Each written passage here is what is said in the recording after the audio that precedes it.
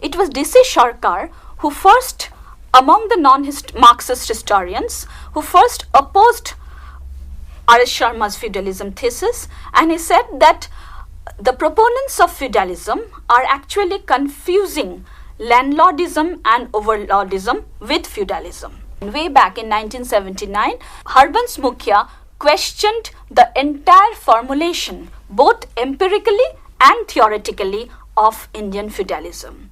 And he looked at it not only from the economic perspective, but he looked at it also from the ecological perspective. After Harbans Mukhia, there were other historians also who challenged the views of the Marxist historiography. In the context of trade and urbanization, there were some sort of theories which were being questioned. But before I come to trade and urbanization, let me go to the social perspective. R.S. Sharma himself talks about that feudalism thesis is to be looked at from the cultural matrix also.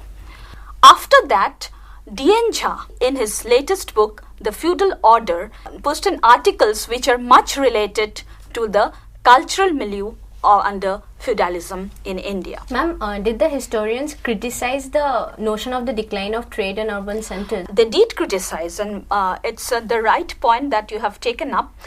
We have a number of historians actually who have criticized the concept of decline of trade and the concept of deurbanization. What I would like to point out here for you is that when we look at these theses of that there was a decline of long distance trade, we find that even D.N. Jha, who supports the feudalism thesis, he questions R.S. Sharma's view on long distance trade. He says that long distance trade should not be taken as a marker for decline of the economic, for a change in the economic scenario of early medieval India. But the historians who actually took up the case against deurbanization, against decline, are two historians. One is B.D. Chattopadhyaya and the second is Ranavir Chakravarti.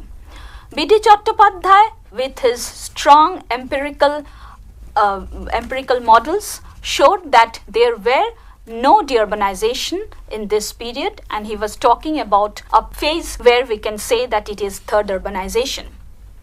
Ranavir Chakravarti, on the other hand, what he did is that he showed us that we have different categories of merchants, we have different categories of markets, as well as we have different categories of different types of trade networks moving around at this point of time.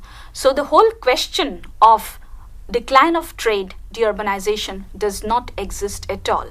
Finally, regarding the monetary anemia thesis, which is very much a part of the feudalism debate, this thesis has also been questioned by B.D. Chattopadhyaya, B.N. Mukherjee and John S. Dell, and they find that lack of currency in this period does not stand good in history.